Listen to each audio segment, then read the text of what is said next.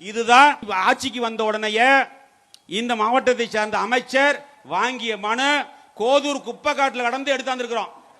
பெருனர் மாண்புமிகு முப்பெருந்துறை அமைச்சர் அவர்கள் மின்சாரம், மதுவிலக்கு மற்றும் ஆயத்தீர்வை துறை, சட்டமன்ற அலுவலகம், கரூர் தையல் இயந்திரம் வாங்க வேண்டி 27/6/2021 அன்று 310/1-2 குறுக்கு தெரு, தங்க நகர், காதப்பாறை தையல் மிஷின் கேட்டு கீதா என்ற சகோதரி போட்டோ ஒட்டி கொடுத்திருக்காங்க. கிருஷ்ணவேணி வெங்கடேசன் ஆண்டாங்கோயில் ஈஸ்ட், அதுவும் தையல் மிஷின் வேண்டி.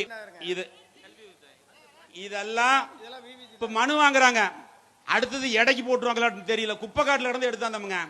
இதுதாங்க நிலை. இந்த முதியோர் உதவித்தொகை வேண்டி சுலோசனா பெயர் சுலோசனா, கணவர் பெயர் பழனியப்பன், அண்ணா சாலை 5வது கிராஸ், கொங்கு நகர், வெங்கமேடு. இதுதான் திராவிட மாடல் அரசு. ஏன்னா ஸ்டாலின் என்ன கிராம சபை கூட்டம் நடத்தினார். அதுல ஒரு பொட்டி வச்சார். பொட்டி வச்சு மனு வாங்கினார். அந்த மனு வாங்கிட்டு அவர் என்ன சொன்னார்னா, நாங்க பூட்டு போட்டு சீல் வச்சு எடுத்துட்டு போவேன், கொண்டு போய் 100 நாள்ல அதுக்கு தீர்வு காணும்னார். இன்னும் பொட்டி நீக்கவே இல்லை. அதுக்கப்புறம் இங்க மந்திரி வாங்கினார். வாங்கி குப்பைக்காட்டில் போட்டு அனுக்கணும். அதனால இதுதான் இன்றைய திமுக அரசினுடைய நிலை. நீங்க சிந்தித்து பார்க்க வேண்டும்.